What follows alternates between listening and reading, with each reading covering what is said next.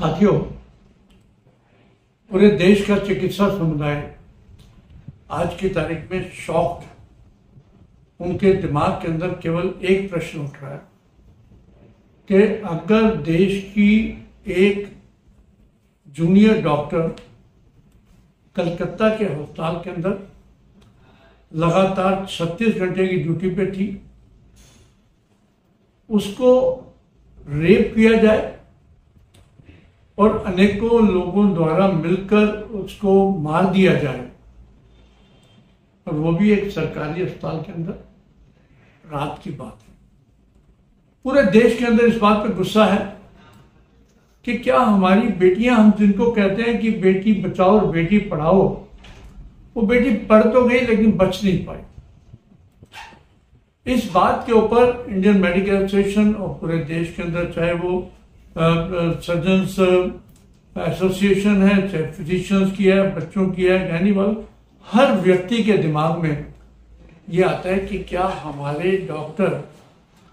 Work place पर, specially women doctors, कितना safe हैं, कितना नहीं है, और ये कब तक सहते रहेंगे ऐसी वायलेंस के ऊपर, ऐसे असॉल्ट्स के ऊपर, और उसके ऊपर भी ऐसे ऐसे कृत्यों के ऊपर हमारे डॉक्टर समुदायों ने, इंडियन मेडिकल एसोसिएशन ने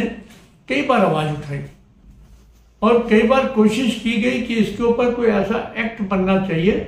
अगर आपको याद हो कि कोविड के टाइम पर एक स्पेशल एक्ट बनाया गया था जिसके अंतर्गत कोई भी ऐसा असॉल्ट होता है या वायलेंस होती है, उसका संज्ञान जो है जल्दी से जल्दी लिया जाना चाहिए। अब इतने बड़े एपिसोड के बाद उस बच्ची की डेथ हो जाती है, उसको कवर अप किया जाता है और उस हॉस्पिटल के अंदर तोड़फोड़ की जाती है गुंडा एलिमेंट्स द्वारा, ताकि इसके जो एविडेंसेस हैं उनको छुपा दिया जाए। तो मैं इसके ऊपर नहीं जाना चाहता, पॉलिटिक्स के ऊपर। मैं आज ये देश की जनता से सवाल करता हूं, देश की सरकारों से सवाल करना चाहता हूं कि 36 घंटे की आप डॉक्टर्स की ड्यूटी लगाते हो, उनके लिए आपके पास कोई रेस्ट रूम नहीं है कि भाई 1 घंटा 2 घंटे व्यक्ति लेट जाए, और उसके ऊपर सिक्योरिटी नहीं है। हमारी डिमांड है,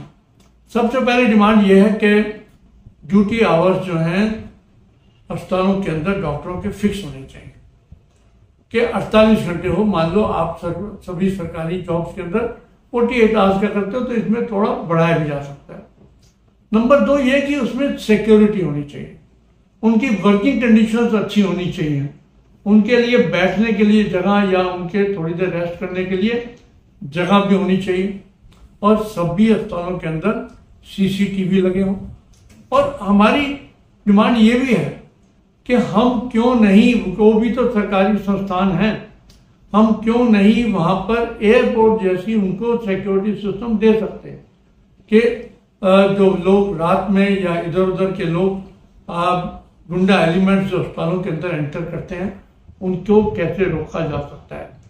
सेंट्रल एक्ट की बात कर रहे हैं हम लोग, सेंट्रल एक्ट वायलेंस के खिलाफ पूरे देश के अंदर कई बार बातें हुई, पार्लियामेंट के अंदर उस एक्ट को लाया भी गया, लेकिन उसको रोक दिया गया। जो भी कारण रहे होंगे, मुझे लगता है कि ये एक बहुत ही हमारी सरकारों को चौकन्ने रहना पड़ेगा और इसके ऊपर तत्परता से काम करना पड़ेगा। प्रधानमंत्री जी ने कहा कि लाल किले से 15 अगस्त को बोला कि ऐसे जघन्य अपराधों को, स्पेशली जब महिलाओं के ऊपर होते हैं, उनके ऊपर सरकारों को ज्यादा गंभीरता से देखना चाहिए। फास्ट ट्रैक पर उनका जो केसेस चलने चाहिए और उनको ऐसी एग्जेम्पलरी पनिशमेंट मिलनी चाहिए जिससे कि बाकी लोगों को ये लगे कि ये काम हुआ तो ये होगा, आपको फांसी होगी। तो इन सब चीजों के लिए एक सरकार को एक और ज्यादा एक्टिव मोड में आके एक एक्ट बनाने के साथ साथ उसका क्रियान्वयन जो है वो भी और ज्यादा जरूर करना पड़ेगा। आज पूरी देश के अंदर डॉक्टर्स हड़ताल पर हैं और हमारी डिमांड यही है कि हम सबको सरकारें सिक्योरिटी दें, सिक्योरिटी के साथ साथ हमारे को एश्योरेंस दें कि हमारे किसी बच्चे के साथ, जूनियर डॉक्टर के साथ या प्राइवेट अस्पताल में, सरकारी अस्पताल के अंदर ऐसे कुकृत्य रिपीट नहीं किए जाएंगे। हम इसी बात को लेकर आज पूरे देश के अंदर हड़ताल पर भी हैं और आगे की नीति जो है इंडियन मेडिकल एसोसिएशन तो डिसाइड करेगी कि सरकारों को कैसे बाध्य होना पड़ेगा कि वो हमारी सब डिमांड्स को माने। तो साथियों, आओ हम साथ चलें, डॉक्टर्स और कम्युनिटी को मिलकर, क्योंकि कम्युनिटी का भी ये इशू है।